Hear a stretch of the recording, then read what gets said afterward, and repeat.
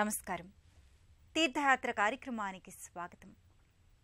సనాతన హైందవ మతం బ్రహ్మ, విష్ణు, మహేశ్వరుల త్రిమూర్త్య స్వరూపంగా శ్రీ దత్తాత్రేయ స్వామిని భావిస్తారు. గురు పరంపరకే తలమానికమైన గురుదేవుడు శ్రీ దత్తాత్రేయుల వారు. త్రిమూర్తుల వరప్రసాదంగా అత్రి మహర్షి అనసూయాదేవుల సుపుత్రుడిగా జన్మించాడు. బ్రహ్మ, విష్ణు, మహేశ్వరుల మువ్వురి అంశల సమీకృత స్వరూపం శ్రీదత్త అవతార విశేషం. మహారాష్ట్రలోని గాన్గాపూర్ దత్తుని పాదాల క్షేత్రంగా పేరొందింది. గోవా రాష్ట్ర బహుసుందర సముద్ర తీర క్షేత్రమైన పనాజీలో చించోలి ప్రాంతాన ఓ అశ్వత్థ వృక్ష ఛాయలో నెలకొనడంతో పింపలేశ్వర్ దత్తాత్రేయ స్వామిగా వ్యవహరిస్తారు. శ్రీక్షేత్ర పింపలేశ్వర్ దత్తమందిర విశేషాలను నేటి తీర్థయాత్రలో దర్శించుకుందాం రండి.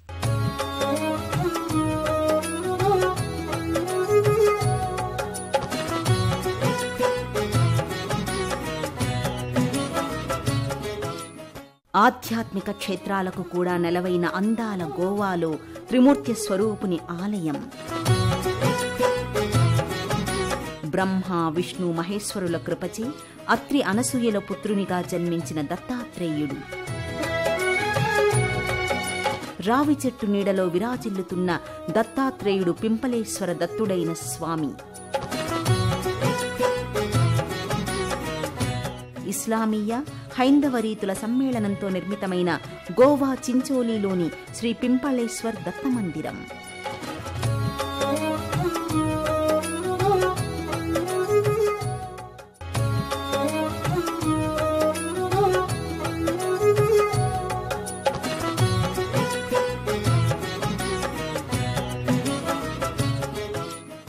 దత్తాత్రేయ శివం శాంతం సచ్చిదానందమద్వయం ఆత్మరూపం వరం దివ్యం అవధూతముపాస్మహే. రామకృష్ణాది అవతారాల కంటే ముందే కృతయుగంలోనే సంభవించిన అవతారం శ్రీ దత్తాత్రేయ స్వామి. స్మరణతోనే కరుణ కురిపించే విశ్వగురువు ఆ స్వామి. కనిపించే జగత్తునే సత్యంగా భావించి కష్ట సుఖాల మధ్య కొట్టుమిట్టాడుతూ దుఃఖితులై జీవించే మానవ కోటికి జ్ఞానబోధ కలిగించి స్వస్వరూప జ్ఞానమేర్పరిచి ముక్తి పదగాములను చేయడమే దత్తాత్రేయ అవతార లక్ష్యం. ఆ స్వామి పనాజీ క్షేత్రంలో చించోలే ప్రాంతంలో ఒక రావి చెట్టు కింద నెలకొని ఉన్నాడు. ఉత్తర భారత పరిభాషలో రావి చెట్టుని పీపల్ అంటారు. అందుకే పింపలేశ్వర దత్తునిగా కొలువయ్యాడు. దత్తం సనాతనం నిత్యం నిర్వికల్పం నిరామయం హరిం శివం మహాదేవం సర్వభూతోపకారకం. బ్రహ్మదేవుని కుమారుడు అత్రి మహాముని, కర్దమ మహర్షి కుమార్తె అనసూయాదేవి. పుణ్య దంపతులైన వారిరువురు ఎన్నో నోములు నోచగా త్రిమూర్తులు ముగ్గురు అనుగ్రహించి తాము ముగ్గురము ఒకే అంశగా అనసూయామాత పుత్రునిగా జన్మించి తరింపచేస్తామని వరమిచ్చారట. ఆ వరఫలితంగా జన్మించిన వరపుత్రుడే గురు పరంపరకు ఆద్యునిగా 3 శిరములతో జన్మించిన బాలుడే దత్తాత్రేయునిగా వర్ధిల్లాడు.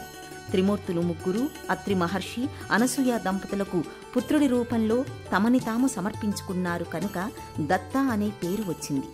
అత్రి కుమారుడు కాబట్టి ఆత్రేయ అని మరో పేరు కూడా ఉంది. ఉత్తరాది సంప్రదాయంలో దత్తాత్రేయను ఒక అవతారంగా లేదా శివుడి అవతారంగా భావిస్తారు. నాథ ఆదినాథ్ సంప్రదాయానికి సంబంధించిన ఆది గురుగా గుర్తిస్తున్నారు. మొదట్లో దత్తాత్రేయుడు యోగదేవుడుగా తాంత్రిక లక్షణాలను ప్రదర్శిస్తూ వచ్చినప్పటికీ తర్వాత అతడు మరింత భక్తికి సంబంధించిన వైష్ణవ పూజా విధానాలను పుణికిపుచ్చుకుని సంలీనమయ్యాడు. కోట్లాది హిందువులచే పూజింపబడుతూనే భారతీయ చింతనలో అత్యున్నత సారాంశమైన గురువు కంటే ఎక్కువగా కృపా స్వభావం కలిగిన దేవుడిగా కొలవబడుతున్నాడు. దత్తాత్రేయుల వారు త్రిపుర రహస్య గ్రంథకర్తగా పేరు పొందాడు. అద్వైత వేదాంతాన్ని విశదీకరించిన ఈ గ్రంథాన్ని పరశురాముడికి అంకితం చేశాడని అంటారు. అంతటి గురు పరంపరకే ఆద్యుడైన భగవానుడు దత్తాత్రేయుల వారు దేశంలోని అనేక దేవాలయాలలో కొలువై ఉన్నారు. గోమాంచలని, గోమాంత క్షేత్రమని పేర్గాంచిన గోవా రాష్ట్రంలో పనాజీ పట్టణానికి సమీపంలో భాగా బీచ్కి వెళ్లే దారిలో చించోలే అనే ఊరిలోని దేవాలయంలో విలక్షణమైన రీతిలో నెలకొని ఉన్నాడు దత్తుడు. దేవతలు అధివసించే దేవతా వృక్షాలలో విష్ణు భగవాన్ని ఆవాసమైన అశ్వత్థ వృక్షం అనగా రావి చెట్టు కింద 3 శిరస్సుల దేవుడు దత్తాత్రేయుడు ప్రతిష్ఠితుడై అగుపిస్తాడు. అందుకే ఇక్కడ కొలువై దర్శనమిస్తున్న దత్తాత్రేయుల వారిని పింపలేశ్వర్ దత్తాత్రేయుడుగా పూజిస్తారు. అనేక ప్రాంతాల భక్తులు ఇక్కడికి వచ్చి భక్తి శ్రద్ధలతో కొలుచుకుని గురుదేవుని ఆశీస్సులు పొందుతారు.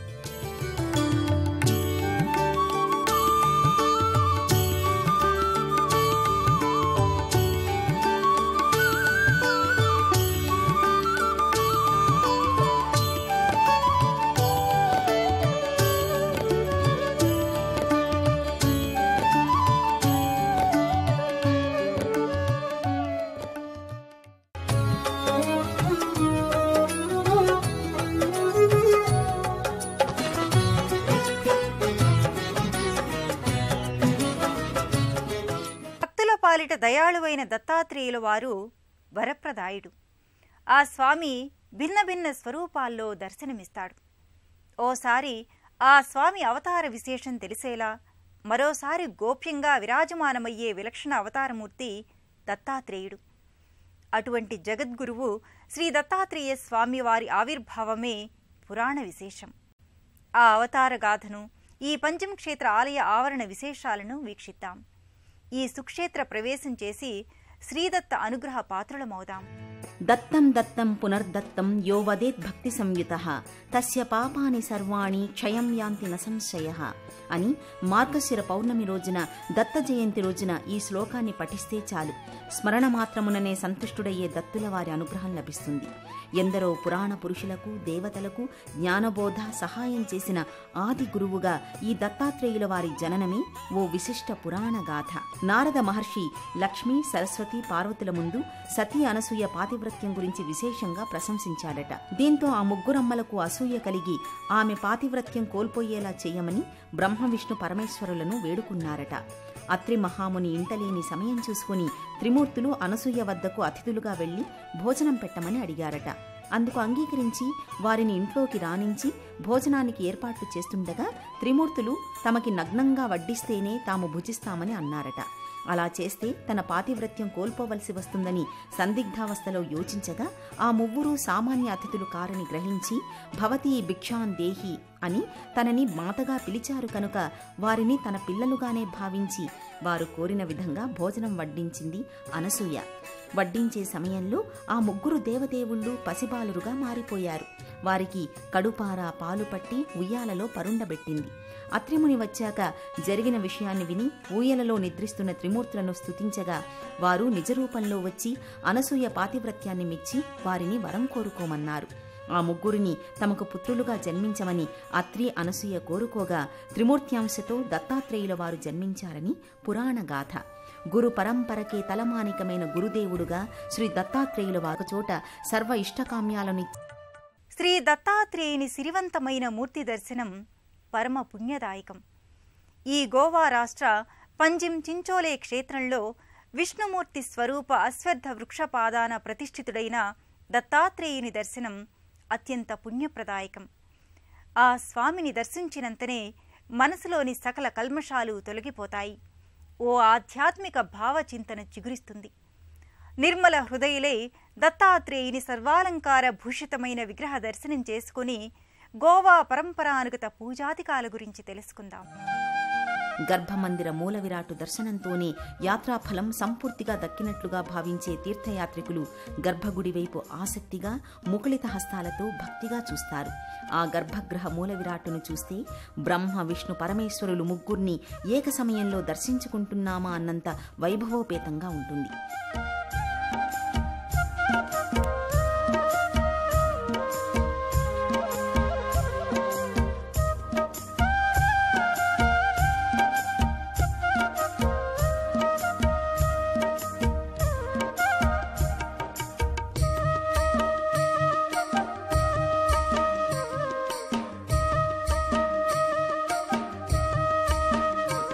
ఊర్ధ్వపుండ్రాలు, శివుని మోమున కనిపించే త్రిపుండ్రాలు, త్రిమూర్తుల సిగముడులతో శ్రీ దత్తుల వారి ముఖారవిందం వెలుగొందుతుంది.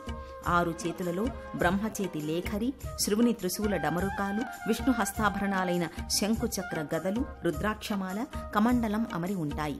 ఓ రజత తోరణం కింద శ్రీ దత్తస్వాముల వారు స్థానక భంగిమలో భక్తులకు ఈ విధంగా మూల విరాట్టై దర్శన భాగ్యాన్నందిస్తున్నారు.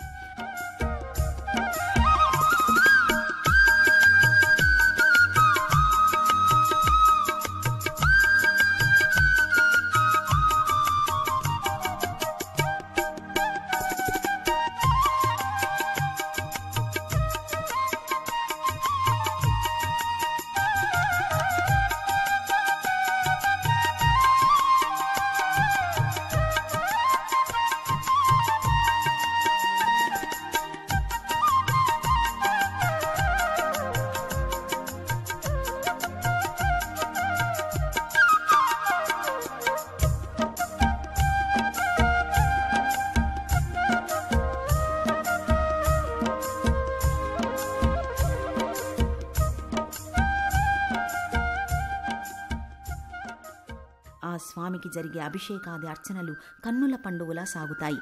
రకరకాల పూలతో కూర్చిన నిలువెత్తు గజమాలలు, కంఠహారాల పూదండలతో అలంకరించిన పింపలేశ్వర్ దత్తుల వారికి అర్చకులు నానావిధ కైంకర్యాలను సమర్పించి హారతి నీరాజనాలను పడతారు.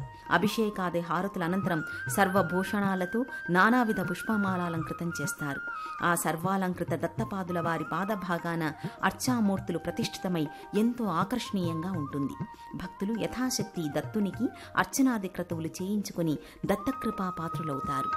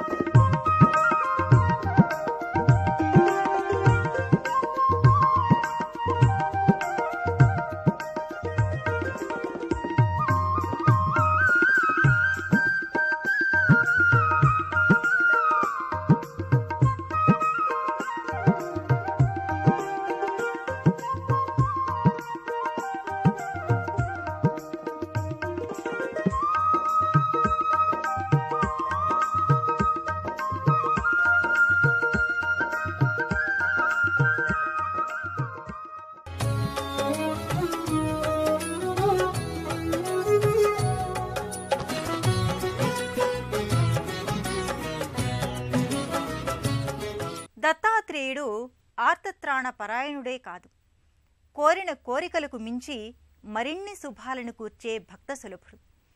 శ్రీదత్తుణ్ణి దర్శించుకోవడానికి వచ్చిన భక్తులకు కేవలం ఆధ్యాత్మిక ఆనందమే కాక ఇహపరమైన సౌందర్య ప్రదేశ సందర్శనానుభూతులను కూడా వనగూర్చుతున్నాడు. భూలోక దేవలోకంలా, భువిపై వెలిసిన స్వర్గంలా గోవా సముద్ర తీరం భాసిల్లుతోంది. ఆ అందాల ఆనందాల కెరటాల సాగర తీరాలను తనివి తీరా దర్శించి ఆనంద డోలికల్లో మునకలేద్దాం. ప్రకృతి చిత్రీకరించిన అత్యద్భుత సహజమైన వర్ణార్ణవ చిత్రం గోవా.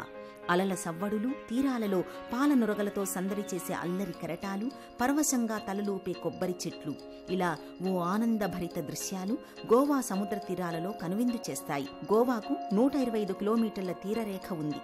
అంతర్జాతీయ పర్యాటకులు గోవా సముద్ర తీరాన్ని ఎక్కువగా సందర్శిస్తారు. ల్యాండ్ ఆఫ్ బీచెస్ గా గోవా పేరుగాంచింది. ఉత్తర గోవాలోని సముద్ర తీర ప్రాంతాలన్నీ ఎక్కువగా పర్యాటకులతో కళకళలాడుతుంటాయి. కోలా, కలాన్, గుటే, బాగా, అంజునా, మాండ్రం వంటి బీచ్లు గోవాలో ఎక్కువగా ప్రాచుర్యం పొందాయి. వీటిలో బాగా బీచ్ ఓ 30 కిలోమీటర్ల అరేబియా తీరం. చించోలే క్షేత్ర శ్రీక్షేత్ర పింపలేశ్వర్ దత్తమందిరానికి వచ్చిన భక్తులు పర్యాటకులై దీనికి సమీపాననే ఉన్న ఈ బాగా బీచ్కు వస్తారు. మెరిసే ఇసుక తిన్నెలు, నీల సముద్ర కెరటాలు, ఆహా అనిపించే అరేబియా సముద్ర అందాలు ముగ్ధుల్ని చేస్తాయి. బాగా బీచ్లో సూర్యాస్తమయ వీక్షణ అద్భుత అనుభూతిని కలిగిస్తుంది. సముద్ర జలాలపై తేలియాడుతూ చేసే సర్ఫింగ్ క్రీడ వంటి జలక్రీడలు ఎన్నో ఉంటాయి. సముద్రంలో అలల అంచున ప్రశాంతతని, ఉత్సాహాన్ని అందుకుంటారు. కేవలం ఆధ్యాత్మిక తీర్థయాత్రగానే కాక వినోదాన్ని, ఆహ్లాదాన్ని పంచే ఇటువంటి పర్యాటక ప్రాంతాలకు కూడా వచ్చి సేద తీరుతారు పర్యాటకులు, భక్తులు.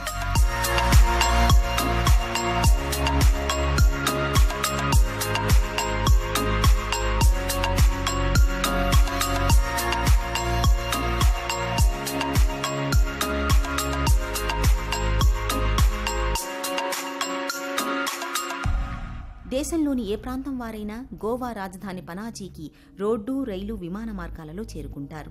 అక్కడి నుంచి కొద్ది దూరంలోనే ఉన్న చించోలే క్షేత్రానికి స్థానిక వాహన సదుపాయాలతో చేరుకుంటారు. హైదరాబాద్ నుంచి వెళ్లేవారు సంగారెడ్డి, జహీరాబాద్, గుల్బర్గా, జెవర్గి, సిందగి, విజయపుర, జమఖండి, ముథోల్, బెల్గాంల మీదుగా పనాజీ చేరుకుని అక్కడి నుంచి ఈ క్షేత్రానికి చేరుకుంటారు. విజయవాడ నుంచి బయలుదేరేవారు సూర్యాపేట, హైదరాబాద్, సంగారెడ్డి, జహీరాబాద్, గుల్బర్గా, జెవర్గి, సిందగి, విజయపుర, జమఖండి, ముథోల్, బెల్గాంల మీదుగా పనాజీ చేరుకుని అక్కడి నుంచి ఈ చించోలి దత్తక్షేత్రానికి చేరుకుంటారు. ఇన్ని ఆధ్యాత్మిక విశేషాలతో పరమ పురుషుల శక్తిమంతమైన దర్శన భాగ్యంతో శ్రీ దత్తాత్రేయుల వారి మందిర దర్శనం జన్మ జన్మలకు గుర్తుగా పదిలమయ్యే పరమ పావన స్మృతి. స్మరణ మాత్రంతోనే అనుగ్రహించే భక్త సులభుడు శ్రీ దత్తాత్రేయుడు. దత్త అనే 2 అక్షరాల మంత్రాన్ని జపించిన మాత్రాన ఆ జగద్గురువు అనుగ్రహం లభిస్తుంది. శ్రీ దత్తానుగ్రహం అందరికీ చేకూరి సుఖశాంతులు సంప్రాప్తించాలని ఆకాంక్షిద్దాం. మరో తీర్థయాత్రలో మరో ఆలయ సందర్శనంతో మళ్లీ కలుద్దాం. ఓం శ్రీ దత్త శరణం మమ.